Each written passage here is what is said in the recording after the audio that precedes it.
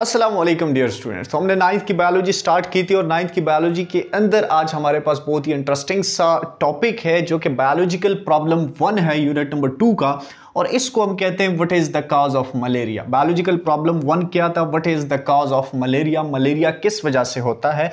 तो ये आपके पास जो है स्टेप नंबर 1 हो गया, मतलब रिकग्निशन ऑफ बायोलॉजिकल प्रॉब्लम हो गई है कि what is the cause of malaria, malaria का कॉज क्या था। अच्छा, इससे पहले जो मलेरिया है, ये मलेरिया का नाम कैसे पड़ा? ठीक है, तो जो पुराने लोग थे, ये मलेरिया की जो बीमारी थी अराउंड अबाउट 2000 ईयर अगो, ये जो मलेरिया की डिजीज़ थी, लोगों का ख्याल ये था कि ये मलेरियल डिजीज़ जो है ये स्टेगनेंट वाटर की वजह से होती है। ठीक है, जो मार्शेस होते हैं, दलदली इलाके होते हैं जहाँ पे कीचड़ हो या दलदल हो, वहाँ पे जो पानी कड़ा रहता है स्टेगनेंट वाटर होता है। तो वो जो स्टेगनेंट वाटर है, वो स्टेगनेंट वाटर क्या करता है? पॉइजन करता है, पॉइजन द एयर।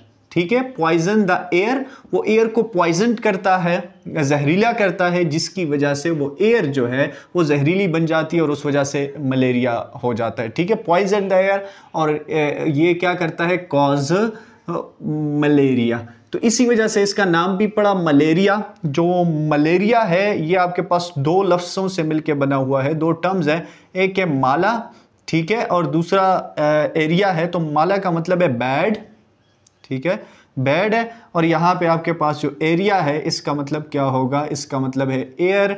तो ये बैड एयर, मलेरिया का मतलब क्या है? मलेरिया का मतलब है बैड एयर। तो इसी वजह से इसका नाम पड़ा कि ये स्टैग्नेंट वाटर जो है, मॉरिशस के ऊपर जो वाटर स्टैग्नेंट है, कड़ा है काफ़ी टाइम से, वो स्टैग्नेंट वाटर एयर को पॉइजन करता है, पॉल्यूट करता है।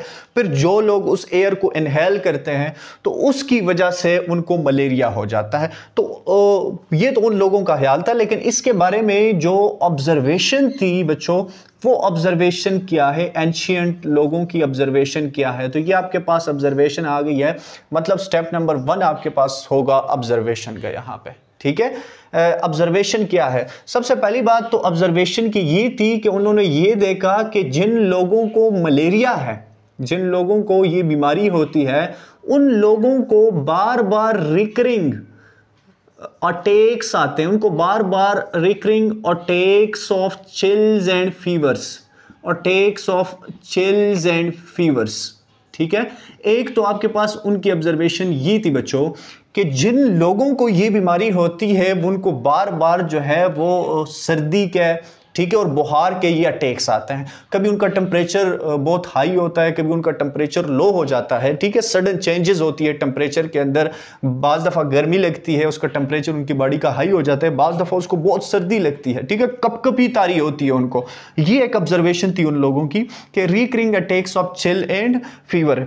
अच्छा, फिर दूसरी ऑब्जर्वेशन उनकी ये थी कि उन्होंने कहा कि वो लोग, ये डिजीज़ उन लोगों में कॉमन है जो the disease were common among the people, common among the people living in low marshy areas, low marshy areas।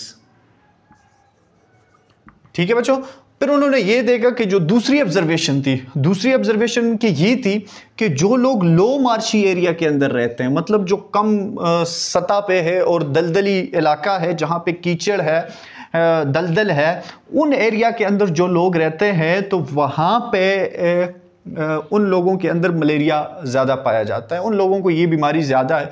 अब देखें, उनकी ये ऑब्जर्वेशन काफ़ी हद तक ठीक भी थी, क्योंकि अगर लो मार्शी एरियाज़ हैं और लो मार्शी एरिया के अंदर वाटर कड़ा रहता है तो वहाँ पे जो मस्क्यूटोज़ हैं, उस मस्क्यूटोज़ की वहाँ पे ग्रोथ होती है, वहाँ पे रिप्रोडक्शन होती है। लेकिन वो लोग तो अभी, उनको नहीं पता था कि ये मस्क्यूटो की वजह से होती है। उनकी ये कॉमन ऑब्जर्वेशन थी।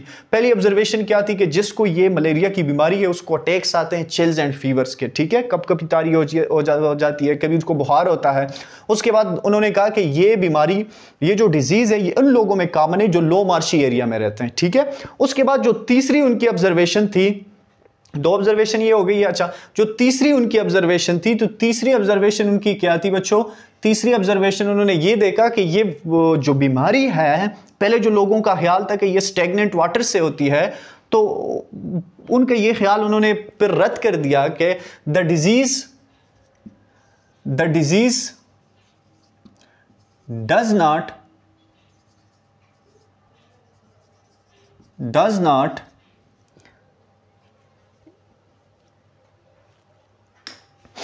अच्छा बच्चों, तो ये दो ऑब्जर्वेशन हो गई है। तीसरी ऑब्जर्वेशन क्या थी कि the disease does not spread through stagnant water. ठीक है, थ्रू स्टेगनेंट वाटर या बाय ड्रिंकिंग स्टेगनेंट वाटर। ठीक है, तो ये तीसरी उनकी ऑब्जर्वेशन थी कि ये जो बीमारी है ये स्टेगनेंट वाटर की वजह से नहीं होती, या जो लोग उस स्टेगनेंट वाटर को पीते हैं उनकी वजह से ये बीमारी नहीं होती। तो बच्चों आपके पास तीन ऑब्जर्वेशन थी। पहली ऑब्जर्वेशन क्या है कि उसको रिकरिंग अटैक्स होते हैं चिल्स एंड फीवर के। दूसरी ऑब्जर्वेशन क्या थी कि ये बीमारी उन लोगों के अंदर कॉमन थी जो कि लो मार्च एरिया में रह रहे थे। तीसरी उसकी जो ऑब्जर्वेशन थी वो ये थी कि ये जो स्टेगनेंट वाटर है, उस स्टेगनेंट वाटर के ड्रिंक करने से, उसको पीने से ये बीमारी नहीं होती। तो बच्चों उन लोगों की ये ऑब्जर्वेशन थी। उसके बाद काफ़ी टाइम बाद एक साइंटिस्ट आता है जिस साइंटिस्ट का नाम है लेवरन। ठीक है, उस साइंटिस्ट का क्या नाम है बच्चों? उस साइंटिस्ट का नाम है लेवरन। और ये जो लेवरन है ये ऑब्जर्व करता है। ठीक है, उस टाइम माइक्रोस्कोप भी इजाद हो गया था। तो ये लेवरन क्या करता है? ये ऑब्जर्व करता है the blood of malarial patient. Observe the blood of malarial patient under microscope. ठीक है बच्चों, अंडर माइक्रोस्कोप। तो ये क्या करते हैं बच्चों? ये मलेरियल पेशेंट के ब्लड को अंडर माइक्रोस्कोप ये स्टडी करता है। तो जब ये उस ब्लड को स्टडी करता है तो उस ब्लड के अंदर इसको स्मॉल माइक्रो ऑर्गेनिज्म नजर आते हैं बच्चों। एक स्मॉल माइक्रो ऑर्गेनिज्म, मिसाल के तौर पे ये ब्लड आ गया, तो इस ब्लड के अंदर इसको क्या नजर आता है? इस ब्लड के अंदर इसको स्मॉल माइक्रो ऑर्गेनिज्म नजर आते हैं। इसको माइक्रो ऑर्गेनिज्म नजर आते हैं। तो एक बात तो कंफर्म हो गई है कि ये जो डिजीज है, ये डिजीज काज होती है ड्यू टू माइक्रो ऑर्गेनिज्म। ठीक है, और 5 ईयर लेटर, 5 साल बाद, फिर 5 ईयर लेटर 5 साल बाद ये जो माइक्रो ऑर्गेनिज्म है, इस माइक्रो ऑर्गेनिज्म को नाम दिया गया प्लाज्मोडियम का। ठीक है बच्चों, प्लाज्मोडियम का। इस माइक्रो ऑर्गेनिज्म को क्या नाम दिया गया? प्लाज्मोडियम का। तो ये जो लेवरन है, इसने जो ऑब्जर्वेशन की, इसने मलेरियल पेशेंट के ब्लड को माइक्रोस्कोप के अंदर रखा, उसको ऑब्जर्व किया, तो उसने देखा कि उसके ब्लड के अंदर स्मॉल माइक्रो ऑर्गेनिज्म है। और ये जो माइक्रो ऑर्गेनिज्म है, that micro organism is responsible for malaria. ठीक है, तो उस माइक्रो ऑर्गेनिज्म को क्या नाम दे दिया? प्लाज्मोडियम का नाम देते। यहां पे बच्चों आपका स्टेप नंबर 1 ऑब्जर्वेशन का कंप्लीट हो गया। जो बहुत सारी ऑब्जर्वेशन थी उसमें 3 ऑब्जर्वेशन हमने लिखी। उसके बाद लेवरन ऑब्जर्व करता है ब्लड को, और ब्लड के अंदर उसको माइक्रो ऑर्गेनिज्म नजर आता है, और उस माइक्रो ऑर्गेनिज्म को वो प्लाज्मोडियम का नाम देता है। तो यहां पे ये ऑब्जर्वेशन इधर ही खत्म हो गई कि उस ब्लड के अंदर प्लाज्मोडियम था। अब उसके बाद सेकंड पे साइंटिस्ट जो है उस के ऊपर हाइपोथेसिस पेश करते हैं बच्चों। अब इसके बाद हमारे पास जो सेकंड स्टेप है, वो सेकंड स्टेप हमारे पास क्या है बच्चों? वो हमारे पास है हाइपोथेसिस, बायोलॉजिकल मेथड का स्टेप नंबर 2। ठीक है, अच्छा ये क्या है? हाइपोथेसिस है। तो हाइपोथेसिस क्या बना? हाइपोथेसिस बच्चों ये बना कि Plasmodium is the cause of malaria. ठीक है बच्चों, हाइपोथेसिस क्या बना? Plasmodium is the cause of malaria, cause of malaria. तो साइंटिस्ट ने जब मजीद ऑब्जर्वेशन की, तो मजीद ऑब्जर्वेशन के बाद उन्होंने ये हाइपोथेसिस बनाया कि Plasmodium is the cause of malaria. ये जो मलेरिया है ये प्लाज्मोडियम की वजह से होता है। ठीक है बच्चों, तो इसका क्वेश्चन ये भी आता है कि जो बायोलॉजिकल प्रॉब्लम 1 था उसका हाइपोथेसिस क्या था?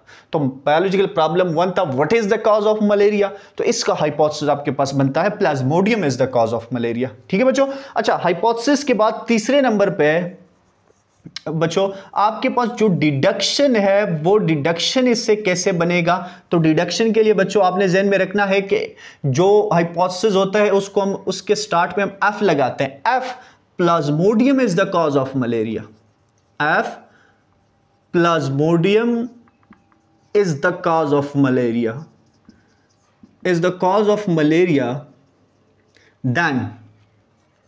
then all malarial patient should have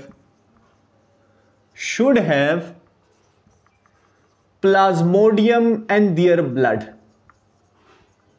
plasmodium and their blood। बच्चों आपके पास जो डिडक्शन है, आप जरा डिडक्शन को देख लें यहां से, इसमें दो टर्म्स हैं, एक आपके पास एफ और दूसरा आपके पास यूज हो रहा है देन।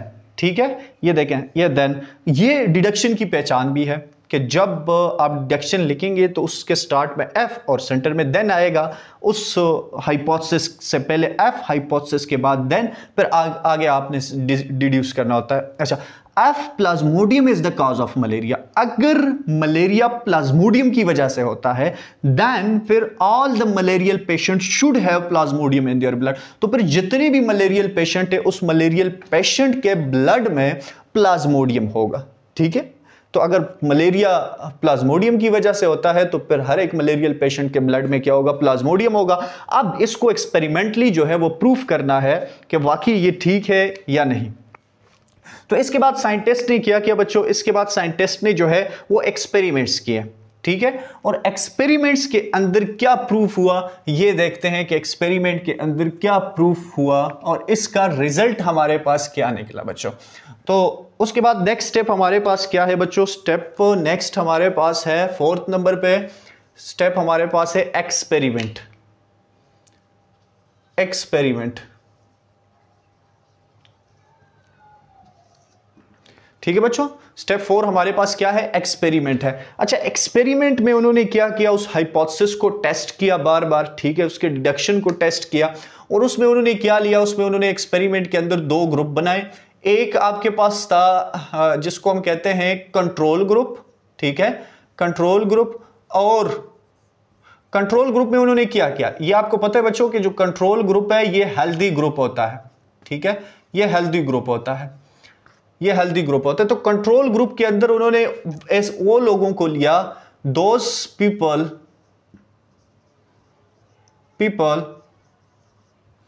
Who are healthy.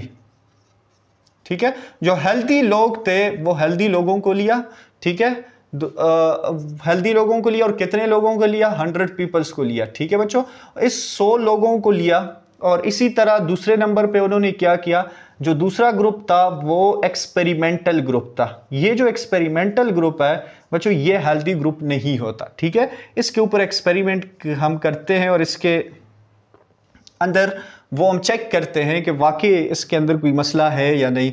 तो ये आपके पास कौन से लोग थे, ये भी 100 लोग थे, पीपल थे, लेकिन ये क्या थे, सफरिंग फ्रॉम मलेरिया।